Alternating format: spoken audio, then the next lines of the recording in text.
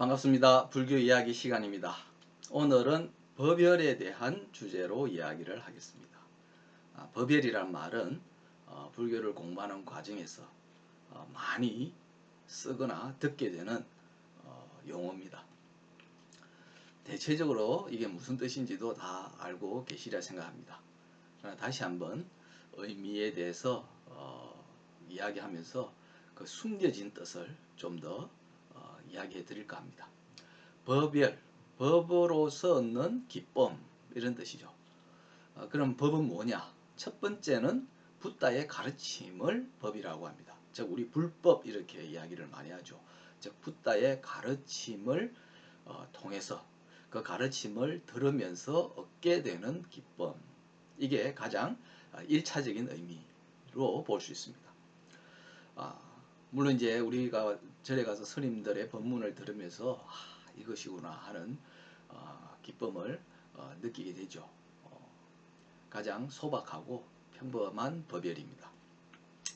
근데 그보다는 훨씬 더 큰 의미로 많이 쓰입니다. 즉 붓다의 가르침을 듣고 깨침을 얻었을 때, 깨달았을 때 느끼게 되는 기쁨, 환희를 법열이라고 이야기합니다. 그게 이제 최종적인 의미이기도 하고 또 궁극적으로 얻고자 하는 바이기도 하죠. 바로 그런 법열을 아마 출가하신 스님들이나 또는 제가 불자들 모두 느끼고 싶은 바람이 아주 강렬할 거라고 저는 생각합니다.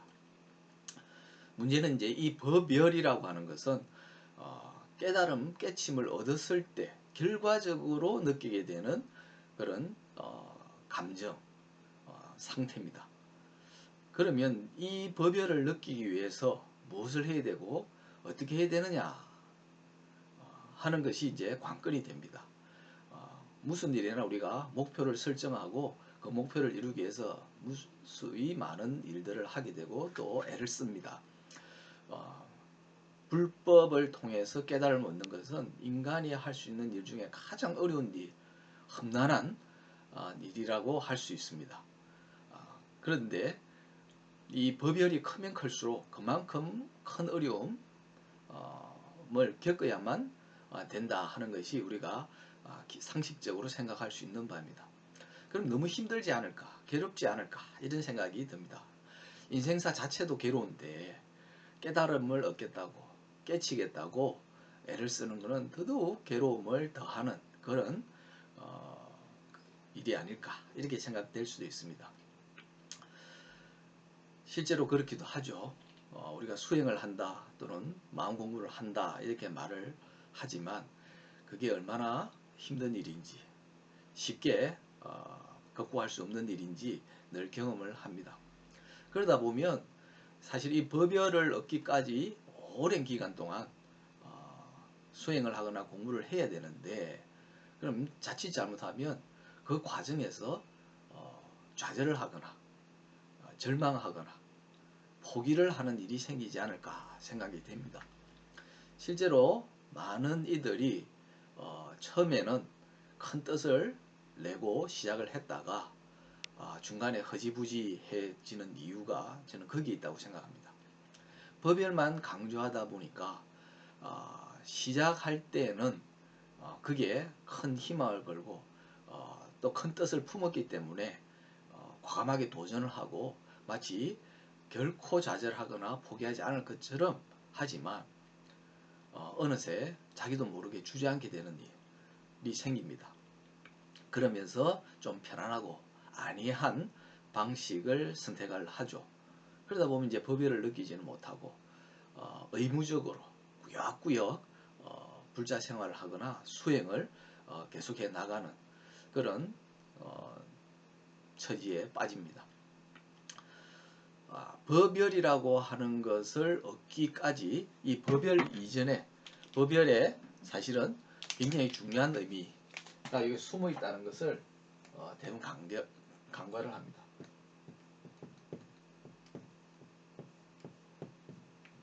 저는 법락이라는 말을 이제 쓰려고 합니다. 실제로 법락이라는 말을 잘 쓰진 않지만 숨겨져 있는 의미가 있다고 말할 수 있습니다.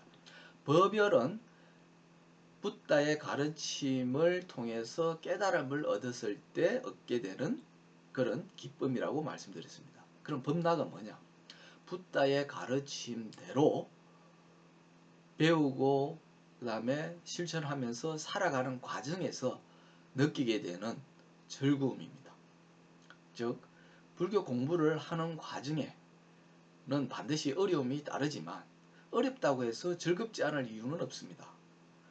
어렵고 쉬운 거하고 즐거운 것과 힘든 것은 좀 다릅니다. 그죠? 얼마든지 즐거울 수 있습니다.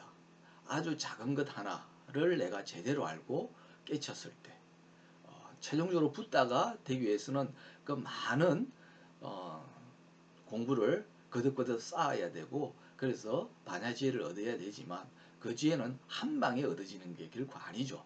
우리 이건 다 알고 있는 사실입니다.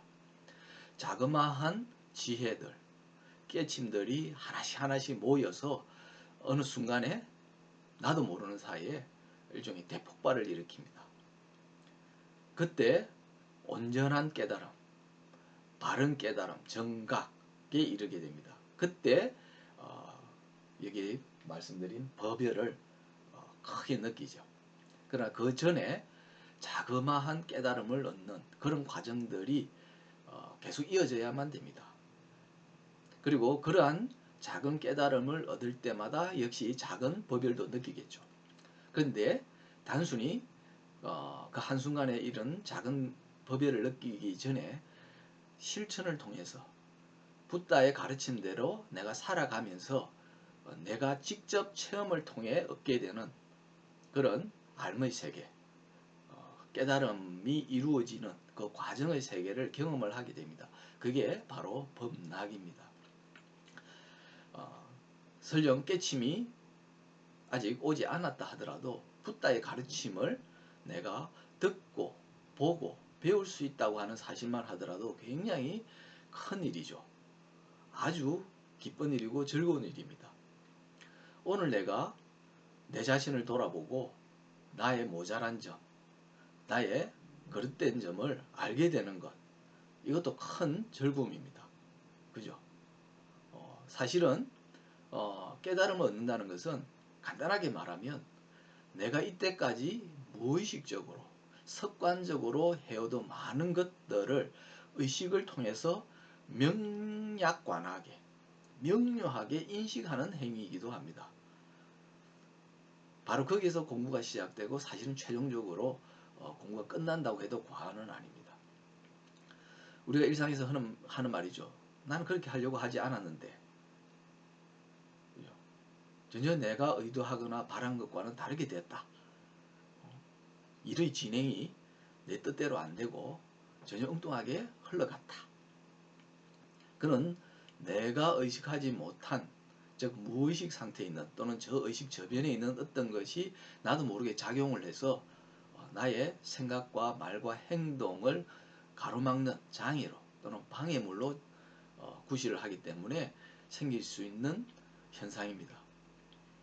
그래서 내가 내 자신의 내면에서 일어나는 나도 모르는 어떤 것을 명료하게 인식을 해야만 그게 휘둘리지 않게 되죠. 우리가 외부 상황에도 휘둘리지만 내가 의식하지 못한 나의 내면의 어떤 것에 의해서 휘둘리는 것도 굉장히 큽니다.